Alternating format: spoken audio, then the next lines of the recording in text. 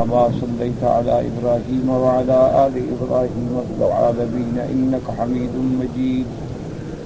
أعوذ بالله من الشيطان الرجيم. بسم الله الرحمن الرحيم. وعد الله الذين آمنوا منكم وعملوا الصالحات ليستخلفنهم في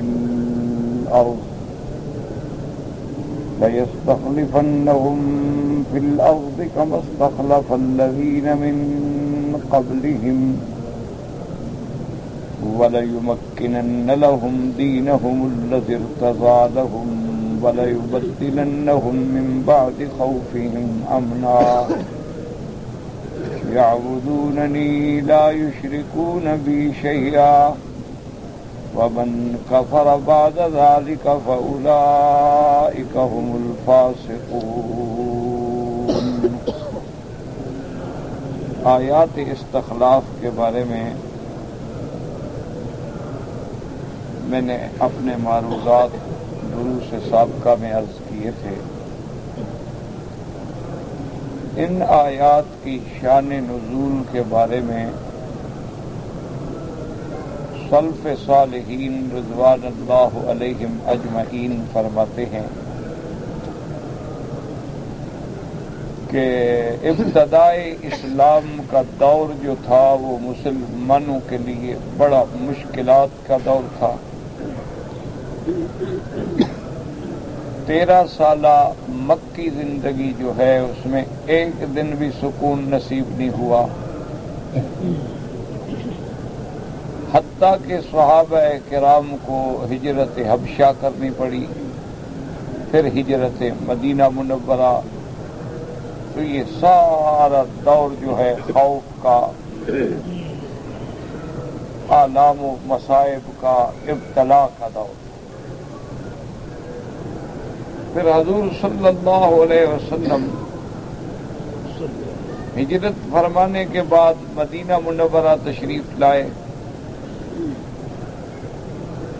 تو مدینہ منورہ میں بھی یہود نے مقابلہ کیا. یہودیوں کی چونکہ بہت بڑی طاقت تھی، 3 بڑے بڑے قبائل ان کے مدینہ منورہ میں ڈیرے ڈال کے بیٹھے تھے. بنی قینقاع تھے، بنو نذیر تھے اور بنی قریظہ.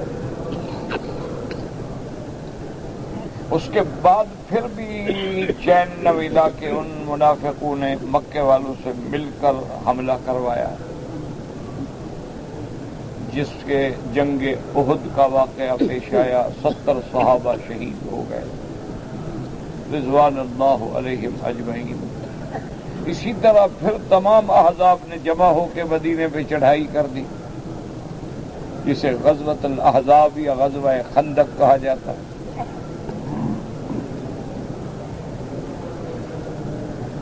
اور غزوہ خندق کا کتنا مشکل دور تھا کہ صحابہ کے پاس کھانے کو کچھ نہیں ہے اور پہاڑ کھودنا ہے، بالکل سنگلاخ پہاڑی زمین ہے. حتیٰ کہ صحابہ کرام کا فاقہ کی عالم سے یہ حالت بھی ہو گئی کہ پیٹ پہ پتھر باندھ لیتے تھے کہ آنکھوں میں بل نہ پڑ جائے کام کرتے ہوئے.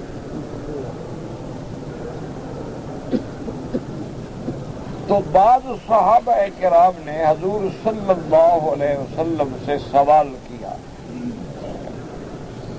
کہ یا رسول اللہ صلی اللہ علیہ وسلم، ہم اس عالم میں کب تک رہیں گے؟ ہمیشہ ہمارے لیے یہی حال ہوگا؟ تو اللہ تبارک و تعالی نے یہ آیت اتاری کہ اپنے مومنین کو، صحابہ کو خبر دے دیں کہ وہ اطمینان کریں، ہم ان کو زمین کی خلافت دیں گے، ہم ان کا خوف ہمیشہ کے لیے ختم کر دیں گے، ہم ان کو عزت دیں گے، ان کو رفعت دیں گے. تو ان حالات میں یہ آیت استخلاف جو ہے نازل. اب اس آیت مبارکہ میں غور کریں تو آپ کو کیا چیزیں معلوم ہوں گی. ایک تو اللہ کا وعدہ ہے، اور دوسرا یہ اس میں تلاش کرنا ہوگا کہ وعدہ تو ہے لیکن موعود لہ کون لوگ ہیں. یعنی ایک تو اللہ کا وعدہ ہے، وعدہ کن لوگوں سے؟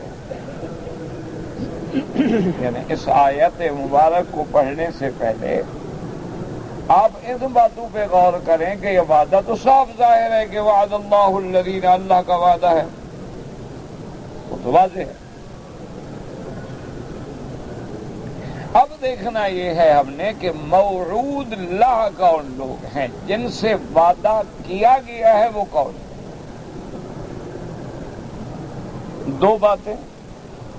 اور تیسری بات اس آیت میں آپ کو یہ دیکھنی ہوگی کہ وعدہ کسی چیز کا ہے. اچھی طرح اللہ کے قرآن کو سمجھیں تو ایک چیز تو ہے اس میں، یعنی یاد رکھیں کہ وعدہ ہے، اور یہ ہر مسلمان کو پتا ہے کہ اللہ کا وعدہ جو ہے وہ سچا ہے. ان اللہ لا یخلف المیعاد ومن اصدق من اللہ قیلا. تو ایک تو ہوا وعدہ. دوسری چیز ہم نے اس آیت میں یہ سمجھنی ہے کہ وہ وعدہ کن لوگوں سے ہے. دو. تیسری چیز یہ سمجھنی ہے کہ وعدہ کسی چیز کا ہے. تو اگر یہ تین چیزیں ہمارے دماغ میں اچھی طرح بیٹھ جائیں تو اللہ تبارک و تعالیٰ کے قرآن مقدس کی اس آیت مبارک سے خلفائے ثلاثہ کی خلافت جو ہے وہ ایسے واضح ہو جاتی ہے کہ جیسے نصف النہار پہ سورج کھڑا ہو.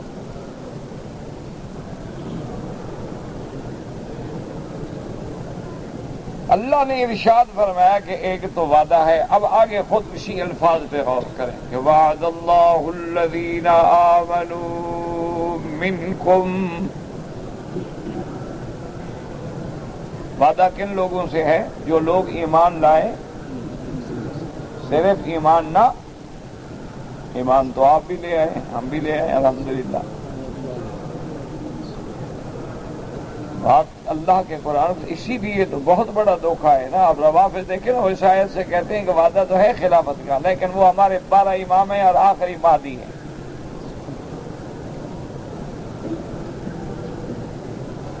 وہ بھی یہی آیتیں پڑھتے ہیں،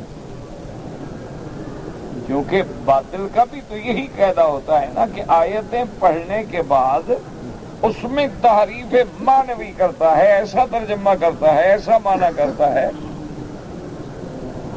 جو اس کے عین مزاج کے مطابق ہو. انہوں نے بھی اسی آیت سے استدلال کیا. انہوں نے کہا جی اللہ کا وعدہ ہے اور وعدہ ہے ہمارے 12 اماموں کے ساتھ.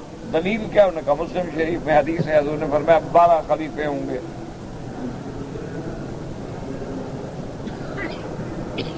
تو اس لیے ہمارے امام جو ہیں وہ 12 ہیں. اور یہ دور جو ہے یہ غیبوبت کبریٰ کا دور ہے. کیا مانا کہ امام غائب ہے. کہاں ہے؟ انہوں نے کہا وہ غار میں ہے.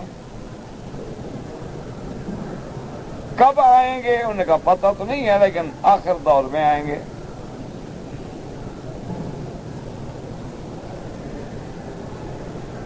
تو اب اگر آپ قرآن پہ غور کریں گے اور اللہ کے قرآن کو توجہ سے پڑھیں گے تو بات بالکل واضح ہو جائے گی. لیکن اگر آدمی قرآن میں غور ہی نہ کرے تو پھر تو سمجھ نہیں آ سکتا. اسی بات پہ غور کر لیں کہ وعد اللہ الذین آمنوا منکم. اللہ کا وعدہ ہے ان لوگوں سے جو ایمان لائے تم میں سے.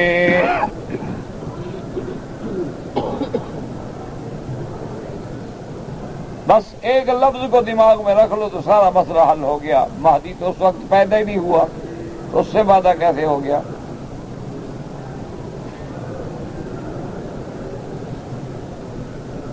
وعدہ تو ان لوگوں سے ہے جو ایمان بھی لائے ہیں اور تم میں سے، یعنی وقت نزول آیت وہ مومن بھی ہوں اور ہوں بھی صحابہ میں سے، آمنو منکم۔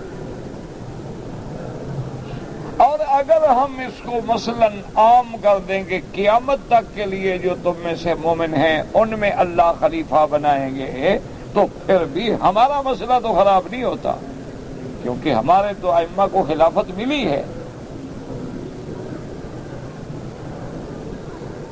لیکن تمہارا دعویٰ تو پھر بھی ثابت نہیں ہوتا کہ تم جن کو 12 امام بناتے ہو ان کو تو کبھی کسی نے مسجد کی خلافت بھی نہیں دی کہ جائے کہ ملک کی خلافت ملی ہو۔ تمہارے بقول حضرت حسن نے صلح کر لی، اس کی خلافت کو تم خود نہیں مانتے،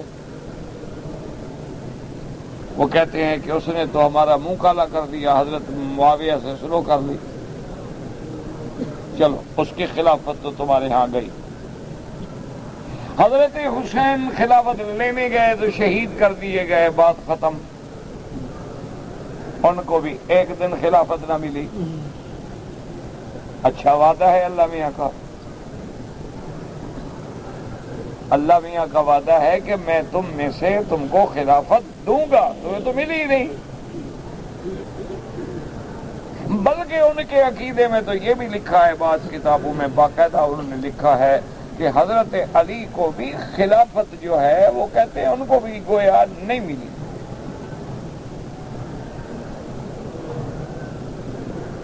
بھائی کیوں نہیں ملی؟ انہوں نے کہا بس نام تو تھا ان کا کہ بھی خلیفہ ہے، لیکن ان کے ہاتھ میں نہ اقتدار تھا نہ طاقت تھی۔ اگر طاقت ہوتی تو وہ متع حلال کرتے، ان کے پاس طاقت ہوتی تو کم از کم فتق تو دے دیتے اپنی اولاد کو، فتق نہ دے سکے، متع حلال نہ کر سکے، وہ تو بس تقیے کی زندگی گزارتے رہے یا لڑتے پھرتے زندگی گزر گئی۔ کہتے خلافت ان کو بھی نہیں ملی، تو زین العابدین کو بھی نہیں ملی، محمد باقر کو بھی نہیں ملی، تو ملی کس کو؟ اللہ کا وعدہ کدھر گیا؟ اگر ہم تمہارے 12 مان لیں تو ان کو تو خلافت ملی نہیں، مہدی ابھی تک غار میں چھپا ہوا بیٹھا ہے، پتہ نہیں کب نکلے گا۔ یہ اچھا خلیفہ ہے، مسلمان مر رہے ہیں، وہ غار میں چھپ کے بیٹھا ہوا ہے، انتظار کر رہا ہے کہ مزید مر جائیں، مزید مر جائیں، جب تھوڑے رہ جائیں گے پھر آؤں گا۔ کوئی عقل سے بات کرے نا، یہ جھگڑے کی بات نہیں، دعا کرو اللہ ان کو بھی سمجھ دے۔ مسائل جو ہیں وہ ہمیشہ افہام و تفہیم سے اور دلائل سے سمجھ آتے ہیں۔ اگر آدمی دلائل سے بات کرے، اگر آدمی سمجھانے کا جذبہ رکھے، بات کرنے والے کی نیت بھی ہو کہ میں نے سمجھانا ہے، الجھانا نہیں، اور آگے یا جو آدمی ہے اس کی بھی نیت ہو میں نے سمجھنا ہے، میں سائل ہوں، میں معاند نہیں کہ بس بات سے بات اعتراض کرتا جاؤں گا۔ وہ تو ایک مسئلہ مشہور ہے نا کہ ایک آدمی گیا اور انہوں نے پوچھا کیا حال ہے، اس نے کہا جی میں اس دفعہ گیا تھا لاہور سیر کرنے کے لیے، سارے لاہوریوں کو جھوٹا کر کے آ گیا ہوں۔ بھائی کمال ہے، ایک آدمی سارے لاہوریوں کو جھوٹا کیسے؟ انہوں نے کہا وہ جو کہتے تھے میں نہیں مانتا تھا، بس جھوٹے ہو گئے۔ اب یہ تو مسئلہ نہیں ہوتا، مسئلہ ہے افہام و تفہیم سے، کہ عیسائیوں کا وفد آیا حضور کی خدمت میں، رحمت دو عالم کی خدمت میں کہ یا رسول اللہ صلی اللہ علیہ وسلم ہم آپ سے بات کرنا چاہتے ہیں۔ انہوں نے فرمایا اسی لیے تو مجھے اللہ نے بھیجا ہے، اہلاً و سہلاً، آؤ بات کرو۔ انہوں نے کہا حضور آپ عیسیٰ علیہ السلام کو مانتے ہیں؟ فرمایا بالکل مانتے ہیں۔ کیا مانتے ہیں؟ انہوں نے کہا حضور نے فرمایا رسول اللہ ہیں، کلمۃ اللہ ہیں، روح اللہ ہیں، زندہ آسمانوں پہ موجود ہیں، بغیر باپ کے پیدا ہوئے ہیں، ان کی والدہ صدیقہ ہیں۔ انہوں نے کہا کہ یا رسول اللہ صلی اللہ علیہ وسلم آپ کی باتیں سننے کے بعد ہم اس انداز پہ پہنچے ہیں کہ آپ کا ہمارا مسئلہ سلو ہو سکتی ہے۔ اب آپ حضرت عیسیٰ کو مانتے ہیں، ہم بھی مانتے ہیں، آپ ان کی شان بیان کرتے ہیں، ہم بھی شان بیان کرتے ہیں، تو آپ کا ہمارا جھگڑا تو نہیں ہے نا۔ اب صرف ہمیں ایک بات کا جواب دے دیں کہ عیسیٰ علیہ السلام کو آپ کے بقول اللہ نے بغیر باپ کے پیدا کیا، تو کیا پورے عالم میں، پوری کائنات میں کوئی اور بھی بندہ ہے جو بغیر باپ کے پیدا ہوا ہو؟ اگر ہے تو آپ ہمیں دکھا دیں، اگر نہیں ہے تو ہمارا دعویٰ مان لیں کہ اللہ کا بیٹا ہے۔ حضور صلی اللہ علیہ وسلم فرمایا ہاں بالکل ٹھیک ہے۔ آپ نے فرمایا کہ اگر باپ نہ ہو وہ خدا کا بیٹا بن جاتا ہے، تو آدم کا تو نہ باپ ہے نہ ماں ہے، وہ کیا بنے گا؟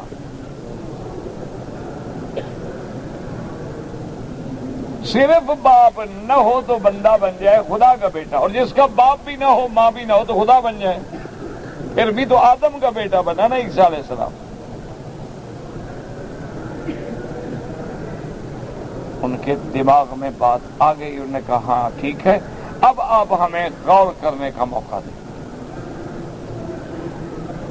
اب جھگڑا ختم، لیکن ہمیں آپ ایک رات دیں، ہم غور کر لیں۔ ساری رات کٹھے ہوئے 60 آدمی تھا، ان میں علماء بھی تھے، بڑے بڑے مفکر بھی تھے، راہب بھی تھے، اور تاجر بھی تھے، بڑے لوگ تھے۔ انہوں نے غور کیا، انہوں نے کہا دیکھو بات یہ ہے کہ جو حضور نے بات فرمائی ہمارے پاس جواب تو نہیں ہے اس کا، اور اللہ نے حکم نازل فرما دیا، حضور پاک نے ان کو صبح پھر بلا لیا۔ اب فرمایا اچھا ادھر آؤ، میں نے تمہاری دلیل کا، سوال کا جواب دے دیا، تم جواب نہیں دے سکے، اب آپ اور ہم مل کے ایک اور فیصلہ کرتے۔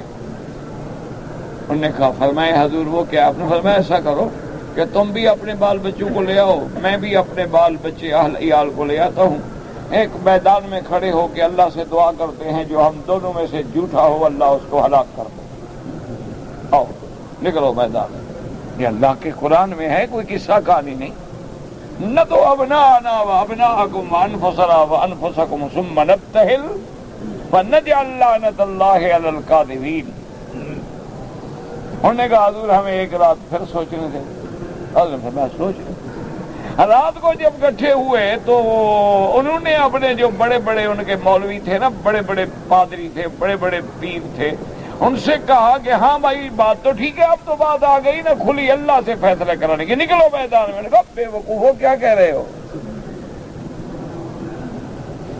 کہا کیوں؟ انہوں نے کہا اگر ہم میدان میں نبی کے مقابلے پہ نکلیں گے، وہ اللہ کا سچا نبی ہے، اللہ ہمیں اسی وقت برباد کر دیں گے۔ کیا بے وقوفی کر رہے ہو؟ انہوں نے کہا بے وقوفی تو ہم نہیں کر رہے، مانا یہ ہے کہ آپ لوگ ہمیں ہمیشہ جھوٹ پہ رکھا، کیا کریں؟ انہوں نے کہا سلو کرو، بس بہانہ بنا لو کہ یا رسول اللہ بددعا اچھی نہیں ہوتی، جیسے ہمارے کہتے ہیں نا لوگ، اور جی جھوٹی قسم بھی لڑتی ہے، سچی قسم بھی لڑتی ہے، اللہ سچی قسم بھی لڑتی ہے، جھوٹی ہے، اچھا فیصلہ ہے اللہ کا۔ بھئی تم سچے ہو تو قسم کھانے میں کیا لڑتی ہے؟ ہاں اگر تم جھوٹے ہو تو پھر جھوٹی قسم کھاؤ تو لازمی بات ہے کہ اللہ پکڑیں گے۔ اگر آدمی قسم سچی کھا رہا ہے تو اللہ کے نبی نے 1000 دفعہ قسم کہی کہ والذی نفس محمد بیدہ، مجھے اس ذات پاک کی قسم ہے جس کے قبضہ قدرت میں میری جان ہے۔ اللہ نے قسمیں کھائی ہے کہ محمد مصطفیٰ مجھے تیرے شہر کی بھی قسم ہے، لا اقسم بہذا البلد وانت حل بہذا البلد۔ تو سچی قسم کا کیا؟ انہوں نے کہا پتہ ہم سچے ہیں تو چلو قسم کھائیں۔ انہوں نے کہا نہ قسم کیسے کھائیں؟ تو کیا کریں؟ انہوں نے کہا بس ہم حضور سے معافی مانگتے ہیں۔ آگے انہوں نے کہا یا رسول اللہ بہرحال آپ کو اللہ نے بڑی شان دی ہے، اچھا نہیں لگتا کہ ہم قسمیں کھائیں اور اللہ سے عذاب کی دعا کریں، اللہ پاک عذاب نازل کریں، اللہ لعنت کریں، تو اچھا بس ٹھیک ہے ہم آپ سے سلو کرتے ہیں، آپ اپنے دین پہ رہیں ہم اپنے دین پہ رہتے ہیں، لیکن ہم آپ کے تابع ہوں گے اور ہم آپ کے لیے معین کر دیتے ہیں کہ سالانہ ہم آپ کو اتنا جزیہ ادا کریں گے، آپ کی ہماری لڑائی نہیں ہو۔ تو میرا بھائی بات ہے عقل کی، دلائل کی، لڑائی کی بات نہیں ہے۔ تم کہو ہمارے 12 امام ہیں، دوسرے کھڑے ہو جائیں وہ کہیں ہمارے 6 امام ہیں، اور لوگ کھڑے ہو جائیں وہ کہیں ہمارے امام ہیں، اہل سنت کہیں ہمارے، کوئی جھگڑے کی بات نہیں، تو اللہ کا قرآن ہے اس میں غور کر لیں۔ اللہ نے فرمایا وعد اللہ الذین آمنوا منکم وعملوا الصالحات لیستخلفنہم فی الارض۔ اللہ نے فرمایا وعد اللہ، یہ اللہ کا وعدہ ہے کن لوگوں سے؟ الذین آمنوا منکم، جو ایمان لائے تم میں سے۔ تو معلوم ہوا کہ اس آیت کا وعدہ سب سے پہلے ان لوگوں سے ہے، اگر سارے ایمان والوں سے بھی ہو کوئی بات نہیں، لیکن پہلے مخاطب کون ہے؟ اصحاب رسول اللہ،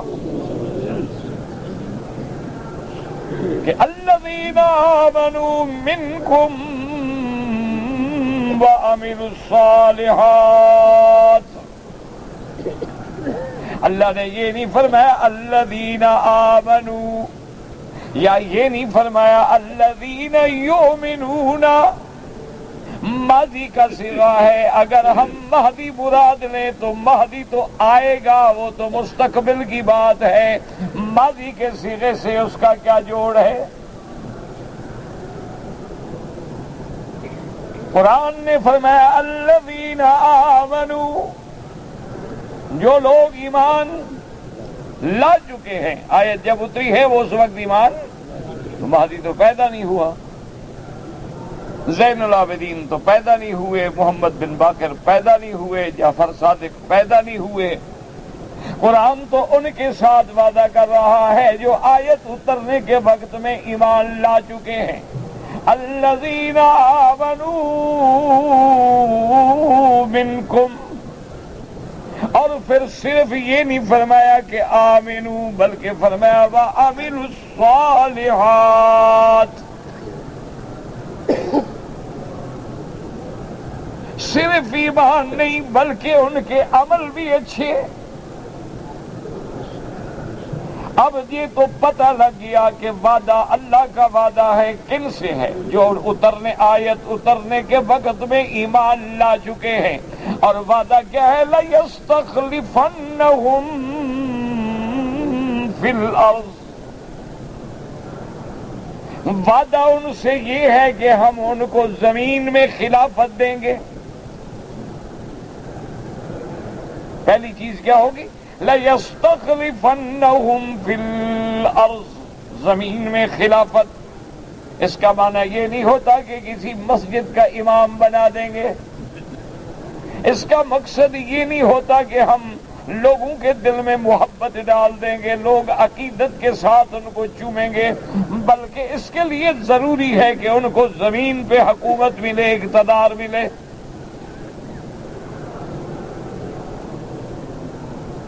ایسی عقیدت تو ہے جیسے آج کل عیسائیوں کا پوپ ہے، بڑی عقیدت ہے، بڑا مقام ہے، بڑا نام ہے، لیکن خلافت کہاں ہے؟ خود دوسرے ملکوں کے تابع ہیں۔ یہاں تو وعدہ ہے لَيَسْتَخْلِفَنَّهُمْ فِي الْأَرْضِ، ہم ان کو زمین میں خلافت دیں گے، خلیفہ بنائیں گے، پہلا وعدہ۔ اچھا دوسرا وعدہ کیا ہے؟ خداوند کو فرمایا كَمَا اسْتَخْلَفَ الَّذِينَ مِن قَبْلِهِمْ، یہ تو پہلی آیت کے ساتھ، جیسے کہ پہلے لوگوں کو ہم نے خلافت دی، حکومت دی، طاقت دی، عزت دی۔ ایک وَلَيُمَكِّنَنَّ لَهُمْ دِينَهُمُ الَّذِي ارْتَضَىٰ لَهُمْ، اور ان کے اس دور خلافت میں ہم دین کو تمکین دیں گے، وہ دین جو ان کا پسندیدہ دین اسلام۔ ایک تو ان کو زمین میں خلافت دیں گے، اور دوسرا دین بھی تمکین، دین طاقت پکڑے گا۔ اور تیسری نعمت کیا دیں گے؟ فرمایا وَلَيُبَدِّلَنَّهُمْ، وَلَيُبَدِّلَنَّهُم مِّن بَعْدِ خَوْفِهِمْ أَمْنًا، اور تیسری نعمت یہ دیں گے کہ خوف کے بعد ہم ان کو امن دیں گے، کہ ان کی خلافت کے زمانے میں امن ہوگا، اسلام غالب ہوگا، کسی قسم کا کفر سے خوف نہیں ہوگا، دہشت نہیں ہوگی، مشرکین و یہود کا کوئی ڈر نہیں ہوگا۔ یہ تین چیزیں دیں گے، اور یہ ساری نعمتیں کیوں دیں گے؟ فرمایا یعبدوننی لا یشرکون بی شیئا، یعبدوننی خالص میری عبادت، لا یشرکون بی شیئا، میرے ساتھ کسی چیز کو بھی شریک نہ بنائیں۔ یہاں سے پتہ چل گیا کہ صرف بتوں کو شریک کرنا نہیں ہوتا، بلکہ بتوں کو شریک کرو تو مشرک ہے، اگر اللہ کے ملائکہ کو بھی شریک کرو تو مشرک ہے، انبیاء اولیاء کو بھی شریک کرو تو مشرک ہے، کیونکہ یعبدوننی لا یشرکون بی شیئا، کسی چیز کو، وَاعْبُدُوا اللَّهَ وَلَا تُشْرِكُوا بِهِ شَيْئًا۔ یہ نہیں کہ جیسے لوگ دھوکہ دیتے ہیں کہ مشرک تو وہ تھے جو بتوں کی پوجا کرتے تھے، اللہ یہاں بت تو نہیں کہتا اگر کسی کو میرا شریک نہ بناؤ، کوئی چیز، وہ جاندار ہیں، وہ مردہ ہیں، وہ آسمانی مخلوق ہے یا زمینی مخلوق ہے، کسی کو میرا شریک، یعبدوننی ولا یشرکون بی شیئا ومن کفر بعد ذلک فاولئک هم الفاسقون۔ اللہ نے فرمایا اس کے بعد جو کفر کرے، یاد کرو کفر کے دو معنی ہیں، ایک کفر کا لغوی معنی ہے، ایک اصطلاحی معنی ہے۔ ایک اصطلاحی معنی کفر جو ہے وہ ایمان کے مقابلے میں ہے، یہ مومن ہے، یہ کافر ہے۔ وَمَنْ شَاءَ مِنْكُمْ فَلْيُؤْمِنْ وَمَنْ شَاءَ فَلْيَكْفُرْ، جیسے اللہ نے فرمایا پہلی سورت میں دیکھ لیں کہ یؤمنون بما انزل الیک وما انزل من قبلک، اور آگے جا کے فرماتے ان الذین کفروا سواء علیہم اَأَنذَرْتَهُمْ أَمْ لَمْ تُنذِرْهُمْ لَا يُؤْمِنُونَ، وہاں کفر ایمان کے مقابلے میں ہے، اصطلاحی معنی میں ہے کہ اچھا ایک کفر کا معنی ہوتا ہے ناشکری کرنا، جیسے آج کل ہمارے ہاں محاورات میں بھی کہتے ہیں کفران نعمت، کہ بھئی یہ دیکھو یار یہ نعمتوں کا کتنا ناشکرہ ہے کہ اللہ نے ہمیں ہر نعمت دی ہے، اللہ نے آنکھیں دی ہیں، صحت دی ہے، حرم دیا ہے، کعبہ دیا ہے، اللہ پاک نے ہم کو نعمتوں سے نواز دیا ہے، اگر کبھی کوئی چھوٹا موٹی تکلیف آتی ہے، جھٹکا آتا ہے تو پھر ناشکری تو نہیں کرنی چاہیے نا، کہ ہر وقت تو اس کی نعمتیں ہی نعمتیں ہیں نا۔ ذرا غور کریں ایمان سے کہ اگر اللہ زبان نہ دے کیا کرتے؟ گونگوں گنگا گانگا کرتے پھرتے نا۔ اللہ کان نہ دیتا کیا سنتے؟ کوئی گالیاں دیتا رہے بیٹھے رہو۔ اللہ آنکھیں نہ دیتا اندھے ہو کے لکڑیاں پکڑ کے ٹھوکریں کھاتے پھرتے۔ مرضی آئے کوئی ادھر راستہ دکھا دے، مرضی آئے ادھر راستہ بتا دے۔ اللہ عقل نہ دیتا پاگل ہو جاتے لوگ، پتھر مارتے دیوانہ ہیں۔ اللہ کھانے کے لیے دانت نہ دیتا تو جناب کیا کرتے؟ کب تک دودھ پیتے؟ کب تک آپ سوپ پہ گزارا کرتے؟ اللہ تبارک و تعالی معدے کی مشینری کو نظام ہضم کی توفیق نہ دیتا تو بس ہر وقت بد ہضمی ہوتی، پیٹ پھولا ہوا ہے، ڈکاریں آ رہی ہیں، درد ہے، بھاگ رہا ہے، مر رہا ہے، جو کھاتا ہے مصیبت بن جاتا ہے۔ تو کبھی غور کیا ہے کہ اللہ کی اتنی نعمتوں کے بعد پھر بھی ہر وقت او جی مجھے بڑی تکلیف ہے، مجھے یہ ہے، مجھے وہ ہے، مجھے یہ ہے، مجھے اللہ کے بندے یہ تو نظام عالم ہے، یہ تو ہوگا نا، دن ہے تو رات بھی تو ہوگی۔ رات ہے تو پھر دن بھی ہوگا. یہ تو سنت اللہ ہے، اس کو کون بدل سکتا؟ اب باقی بات یہ ہوتی ہے کہ مصیبت کیوں آئی؟ کبھی ہمارے گناہوں کی وجہ سے آ گئی، کبھی اللہ تبارک و تعالی بندے کی شان اونچی کرنے کے لیے مصیبتیں بھیج دیتے ہیں، کبھی اللہ تبارک و تعالی اپنی بندے کو سبق دیتے ہیں کہ میں اپنے انبیاء اولیاء کو پکڑ لیتا ہوں تو تم کون ہو؟ ہر چیز میں اس کی حکمتیں ہیں اور ہر شکر کرے. اسی لیے میرے آقا نے رحمت دو جہاں نے، رحمت دو عالم نے سیدہ عائشہ صدیقہ رضی اللہ تعالی عنہا سے فرمایا تھا کہ اپنی بیوی سے کہ اپنے سے نیچے والوں کو دیکھا کرو، اوپر والوں کو نہ دیکھا کرو. اگر تم پیدل جا رہی ہو تو اس پہ نظر ڈالو جس کی ٹانگیں ہی نہیں ہے، کار والے پہ نظر نہ ڈالو. خدا کا شکر کرو کہ اللہ نے ٹانگیں تو دی ہے نا، ورنہ میں بھی گھسٹ رہا ہوتا. دیکھا نہیں ہے بیچارے ریڑھیوں پہ بیٹھے ہیں، ویل چیئر پہ بیٹھے ہیں. ایمان سے کہ ایام حج ہو، آدمی ضعیف ہے، چل نہیں سکتا ہے، ویل چیئر پہ ہے، رش کے اندر بیٹھا ہوا ہے، اس کو پیشاب کا تقاضا ہے. بتائیں کیسے پہنچے گا، کیسے نکلے گا، کیسے حمام جائے گا؟ کون پکڑ کے حمام میں بٹھائے گا؟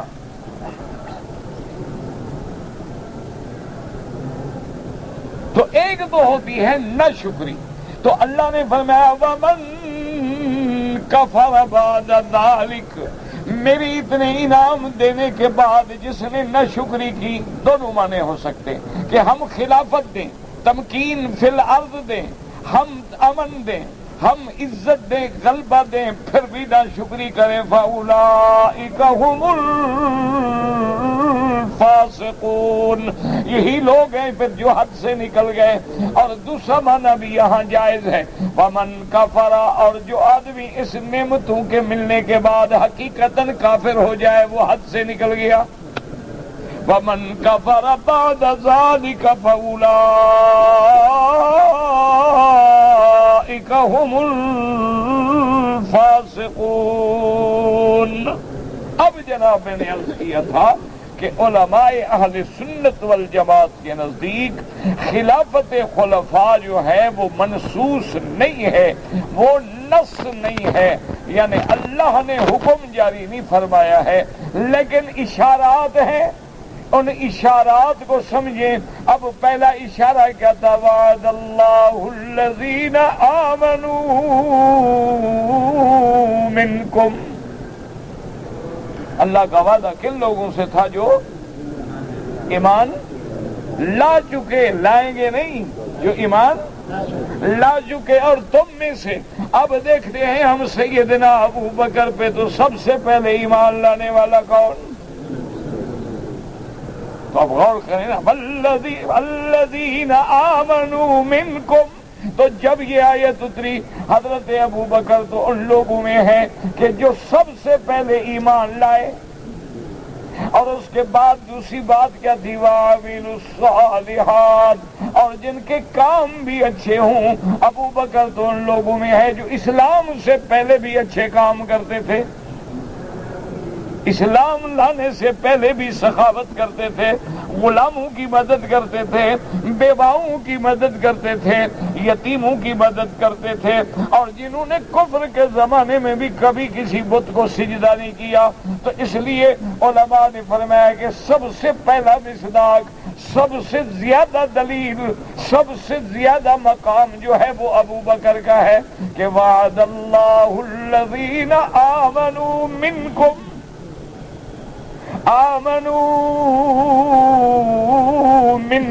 لَيَسْتَخْلِفَنَّهُمْ فِي الْأَرْضِ.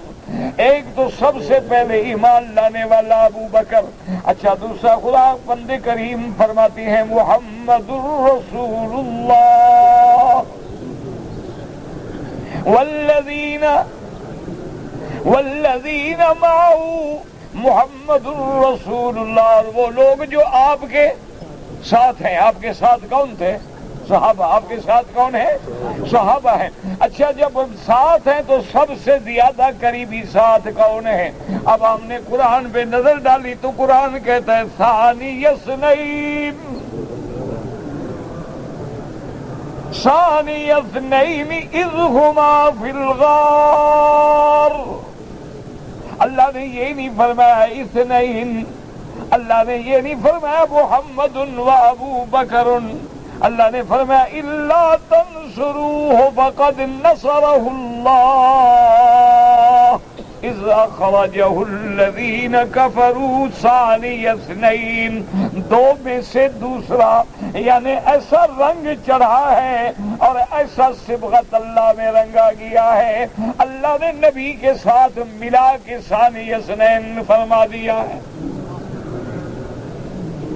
اللہ اکبر. ورنہ تو کہہ دیتے نا آپ تھے اور ابو بکر تھا، آپ تھے اور آپ کا خادم تھا، آپ تھے اور آپ کا ساتھی تھا. فرمایا نا نا ثانی اثنین. اچھا کس کہاں تھے؟ آگے بات وضاحت کر دی اذ ہما فی الغار، یعنی ایسی جگہ بھی بتلا دی، اور وہ جگہ بھی ایسی ہے کہ جہاں ایک صدیق ہے اور ایک محمد مصطفیٰ ہے. تیسرا تو کوئی ہے نہیں نا. دشمن تو پہنچے نہیں، پہنچتے تو پکڑ لیتے.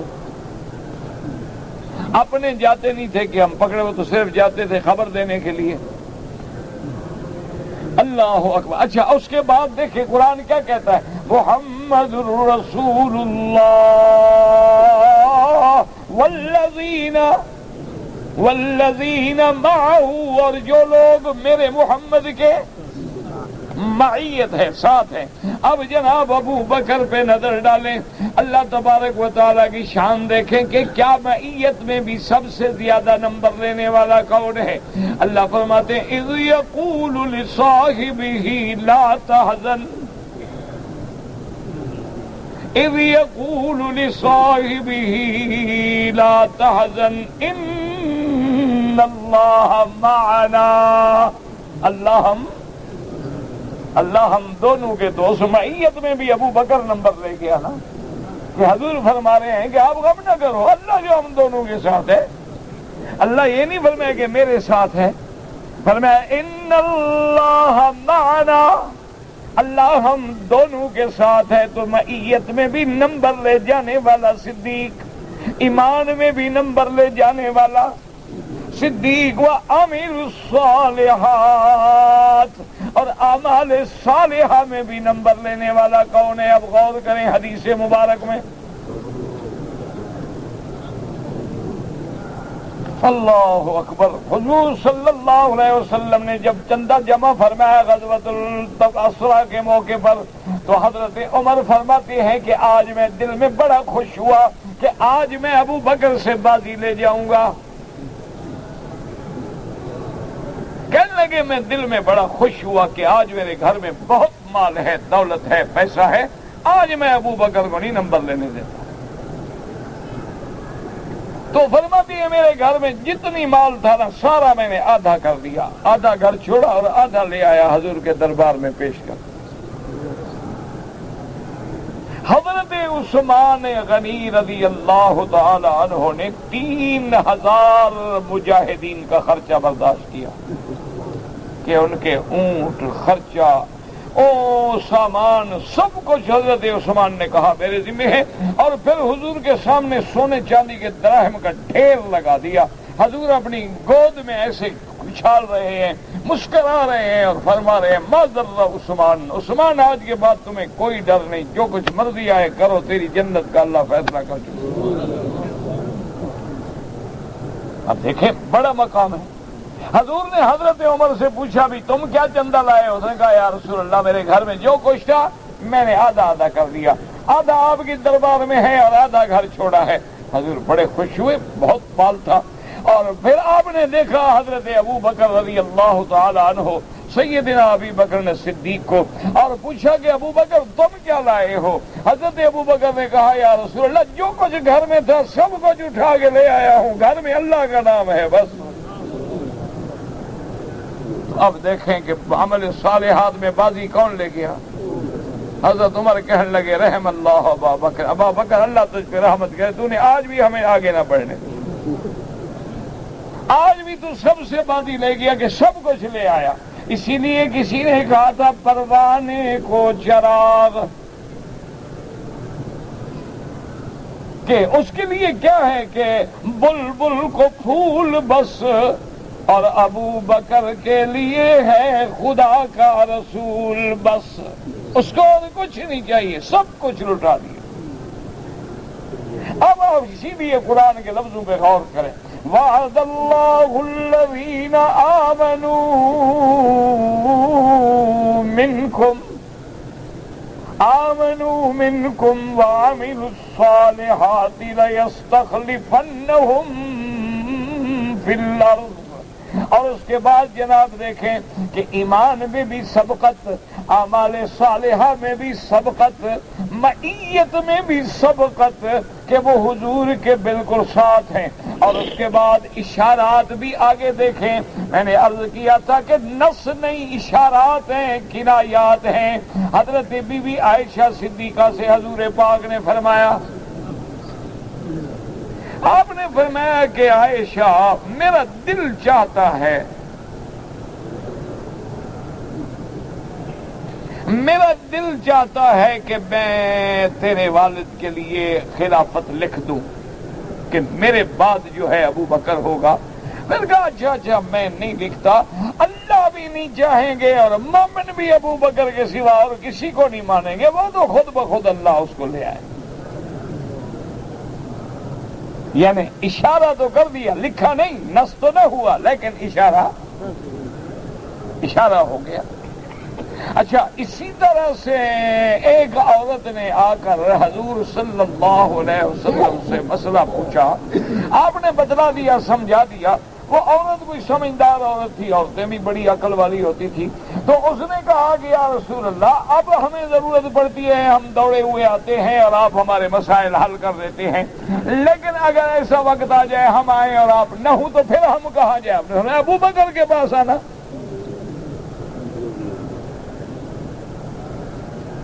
تو اشارہ ہمیں مل گیا کہ اگر میرے بعد امت کو کوئی مشکل مسئلہ پیش آئے تو کون حل کرے گا؟ ابو بکر حل کرے گا۔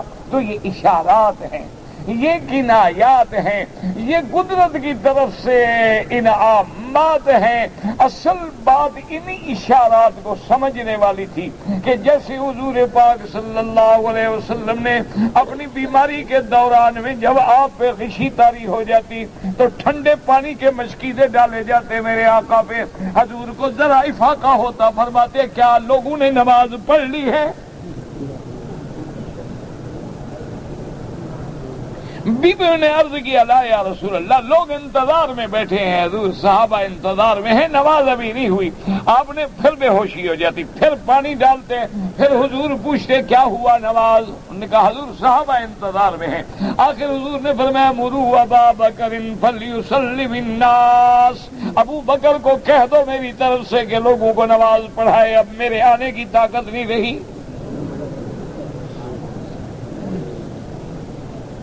بہرحال یہ ایک بڑا لمبا واقعہ ہے۔ اصل بات جو میں نے کہنی تھی کہ اصل ہے اشارات سمجھنے والے۔ تو جب حضور کے وفات مبارکہ کے بعد یہ مسئلہ خلافت پیش ہوا تو سب سے پہلے، اب نام تو تھا کسی کا نہیں،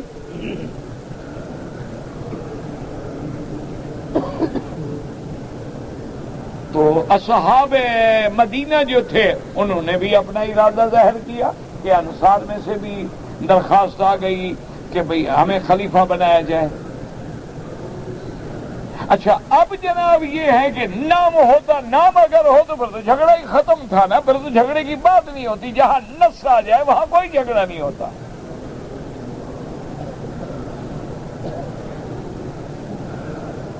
تو اب جناب جب دونوں طرف سے مہاجرین کے نام بھی سامنے آئے، انصار کا بھی سامنے آیا، تو ایک صحابی نے حضور کی حدیث سے اشارہ پکڑا،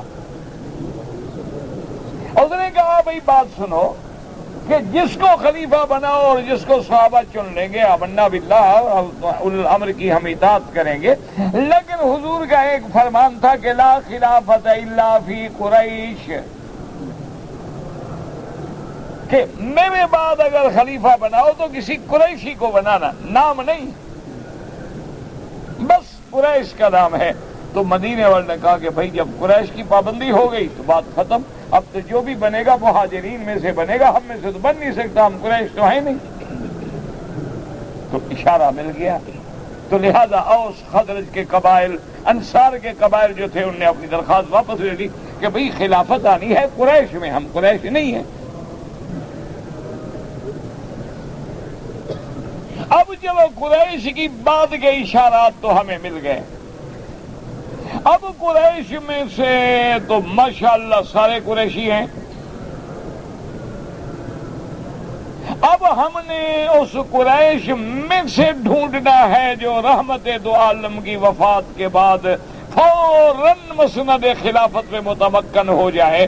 تو اس کے لیے مزید اشارات پہ نظر دوڑائی گئی، تو حضرت عمر نے کہا کہ بھائی بات سنو، میں ایک بات کہتا ہوں، میری بات پہ غور کرو۔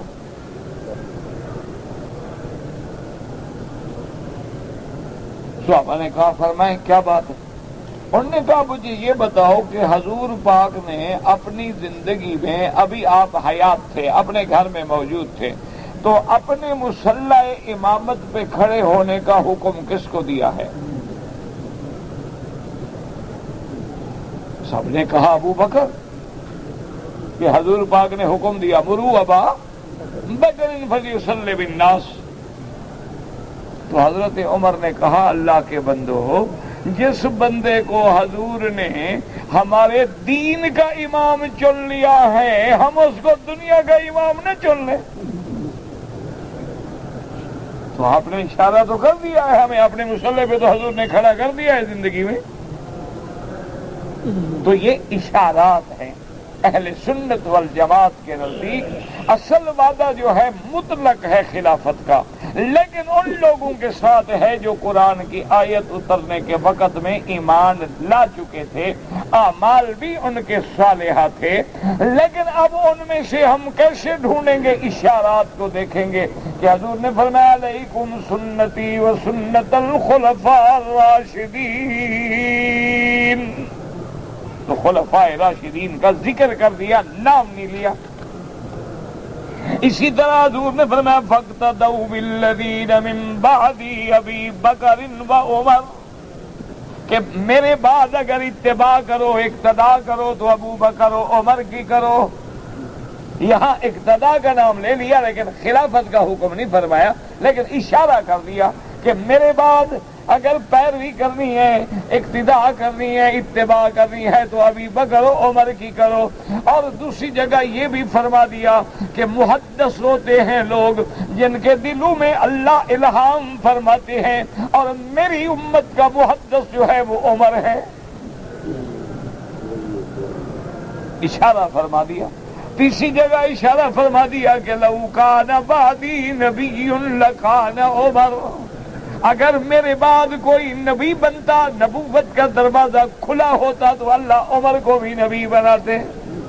تو جب اللہ کا نبی اس کو مقام نبوت پہ لا رہا ہے تو مقام خلافت پہ آنا تو مسئلہ ہی کوئی نہیں نا۔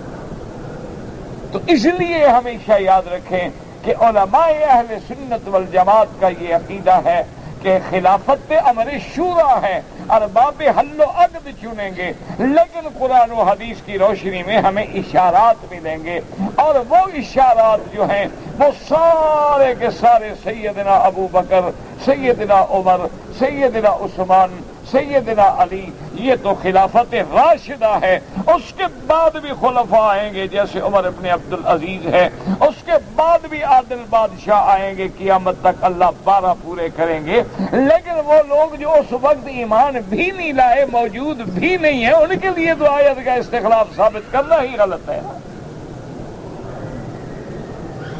اس لیے کہ اللہ نے فرمایا وعد اللہ الذین آمنوا منکم، یہ تو آیت ہے نا، واضح ہے۔ اچھا اسی لیے وہ ایک لطیفہ ہے کہ اپنا بادشاہ کے نورتن تھے نا، ابوالفضل بھی تھا، فیضی بھی تھا، اور ملا دو پیادہ بھی تھا۔ اچھا، اس کی عادت تھی کہ وہ ہمیشہ شرارت کرتا تھا، ملا دو پیادہ جس کو کہتے۔ تو ان نے کہا جی بڑی اہم میٹنگ ہے، ہم نے عقیدے کے بارے میں بات کرنی ہے، اس مولوی کو مت بلائیں۔ بادشاہ نے کہا بھئی وہ دوست ہے، تم بھی دوست ہو؟ انہوں نے کہا جی کیا دوست ہے، وہ تو کوئی نہ کوئی بکواس کر دیتا ہے اور مسئلہ ہے عقیدے کا۔ اچھا، اصل میں وہ یہ چاہتے تھے کہ ہم اکبر بادشاہ پہ رنگ چڑھائیں شیعہ کا، تو شیعہ تھا نا، یہ ملا مبارک کے بیٹے تھے۔ اچھا، وہ انہوں نے کہا اچھا بھی، بادشاہ نے کہا اچھا بات سنو، اس کو ہم پابند کر دیتے ہیں کہ بولے گا نہیں۔ انہوں نے کہا جی پھر ٹھیک، پھر تو ہمارا بھی دوست ہے وہ، لیکن یہ کہ وہ بولنے سے بعد نہیں رہتا شریف آدمی۔ بادشاہ نے کہا دیکھو بات سنو، بڑی اہم میٹنگ ہے، بولنا نہیں تم نے۔ کہا جی نہیں بولنا۔ کمال ہے، آپ کا حکم ہے، آپ بادشاہ، میں نہیں بولوں گا۔ تو اب مجلس جب شروع ہوئی تو شریف آدمی نے کیا کیا کہ اپنی جوتی جو تھی نا بغل میں دبا کے آ کے بیٹھے۔ اب سارے دیکھ رہے ہیں پاگل ہے، بندہ ہے، بادشاہ کی محفل میں بیٹھا ہے اور جوتا بغل میں۔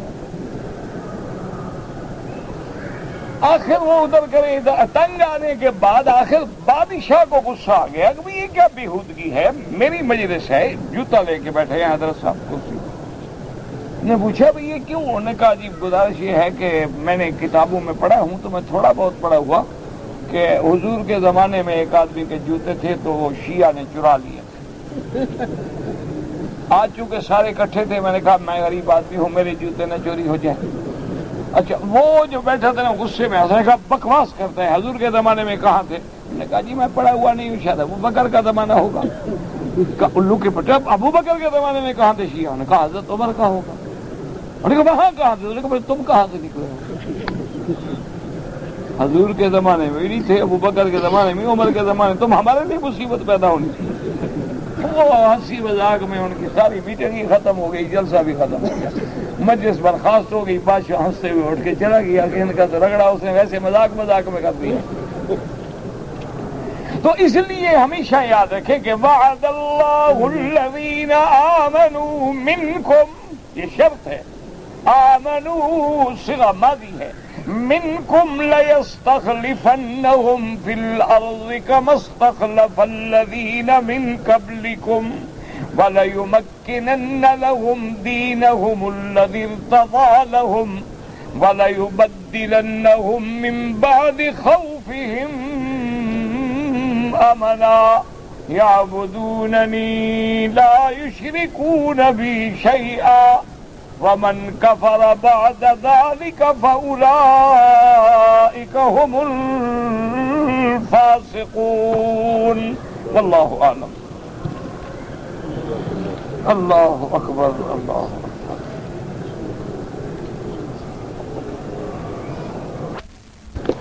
کہتے ہیں جی کہ نظر لگانا حق، لگنا حق ہے، بالکل حدیث میں العین حق، قرآن میں بھی ہے کہ لا تدخلوا من باب واحدہ۔ باقی یہ گرم تیل میں چینی ڈالی اور اتارا یہ تو ہمیں نہیں پتا ہے، بہر صورت اس کا یہ طریقہ ہے، اگر آپ کو پتا ہو کہ اس بندے کی نظر لگی ہے تو اس کو کہو کسی برتن میں غسل کر لے اور وہ جو پانی بچے نا اس بندے پہ ڈال دو جس پہ نظر لگی ہے، تو 1 منٹ میں ٹھیک ہو جاتا ہے۔ اور اگر پتہ نہ ہو تو پھر اللہ کے قرآن سے علاج کریں۔ وَإِن يَكَادُ الَّذِينَ كَفَرُوا، سورۃ قلم کی جو آخری آیت ہے وہ صبح و شام ہر نماز کے بعد پڑھ کے ہاتھوں پہ دم کر کے سارے بدن پہ پھیریں، اللہ شفا دیں گے۔ کہتے ہیں جی کہ میں نے دیکھا ہے اردن میں ایک قبر ہے حضرت موسیٰ علیہ السلام کی کہتے ہیں، اور ایک حضرت شعیب علیہ السلام کی۔ میرا بھائی ایسے تو بہت جگہ پہ کہتے ہیں نا، اب حضرت علی رضی اللہ تعالی عنہ کے مزار کئی مقام پہ کہتے ہیں یہاں بھی ہے، یہاں بھی ہے، یہاں بھی ہے۔ جیسے حضور صلی اللہ علیہ وسلم کے بال مبارک ہیں، تو ایک ہے اس کی تعین قرآن و حدیث سے ہمیں نہیں ملتی، ما سوائے روضہ محمد مصطفیٰ۔ کتابوں میں ہے، ادھر بھی آتا ہے، کبھی کہتے ہیں غلط ہے، کبھی کہتے ہیں اور جگہ ہے، کبھی کہتے ہیں اور جگہ ہے، ورنہ لازمی بات ہے کہ انبیاء کی قبریں ہیں، لیکن اللہ عالم۔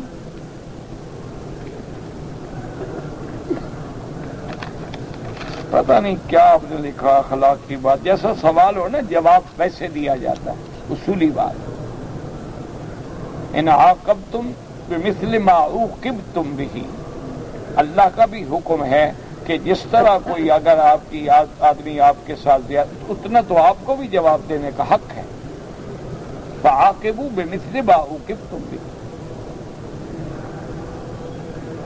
اگر ایک آدمی مدینہ منورہ زیارت کے لیے گیا ہے اور اس کا اور کوئی کام نہیں اور عمرہ نہیں کیا تو امام ابو حنیفہ رحمۃ اللہ علیہ کے نزدیک عمرہ بھی کرے اور ایک دم بھی ادا کرے. اور امام احمد بن حنبل رحمۃ اللہ فرماتے ہیں کہ اگر اس کی نیت عمرے کی نہیں تھی تو پھر دم نہیں پڑے گا. میری والدہ بیمار ہیں، اللہ ہر بیمار کو شفا عطا فرما. اللہم اشفنا واشف مرضانا ومرضى من اوصانا ومرضى المسلمین. اللہ تبارک و تعالی ہر مسلمان کی حاجتیں پوری فرما دے. اللہم یسر امورنا فرج همومنا اقض حاجاتنا یا قاضی الحاجات یا سمیع الدعاء یا مستجیب الدعوات.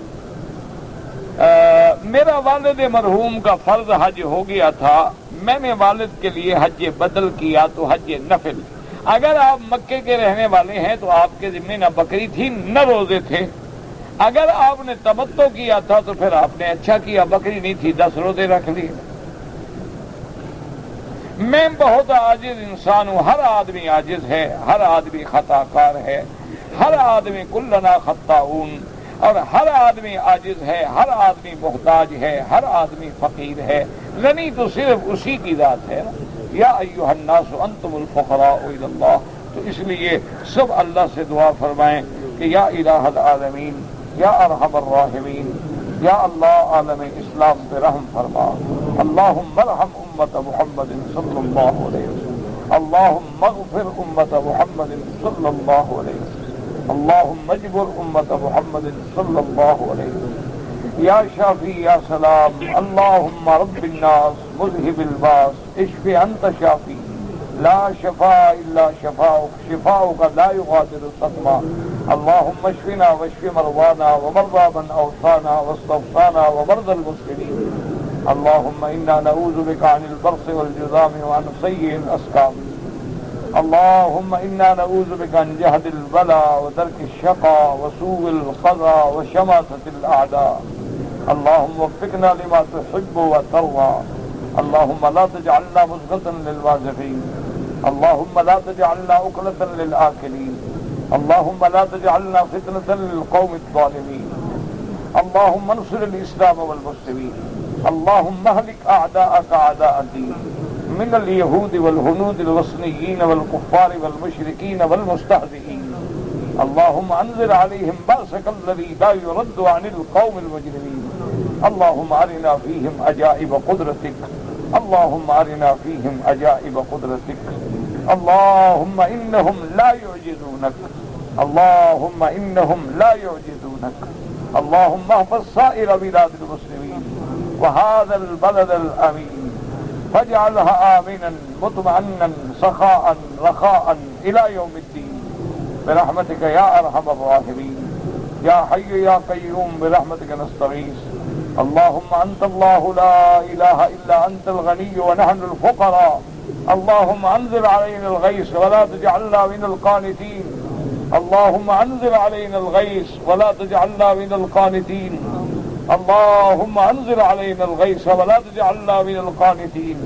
اللہم لا تردنا عن بابک خائبین. اللہم لا تجعلنا من العائسین. اللہم اسقی عبادک وبلادک وبہائمک وانشر رحمتک یا ارحم الراحمین. یا حی یا قیوم برحمتک نستغیث. یا غیاث اغثنا. یا غیاث المستغیثین اغثنا. علیک توکلنا والیک انبنا. اللہم یسر امورنا. اللہم فرج ہمومنا. اللہم اقض حاجاتنا یا قاضی الحاجات یا سمیع الدعاء یا مستجیب الدعوات. سبحان ربک رب العزت عما یصفون وسلام علی المرسلین والحمد للہ رب العالمین.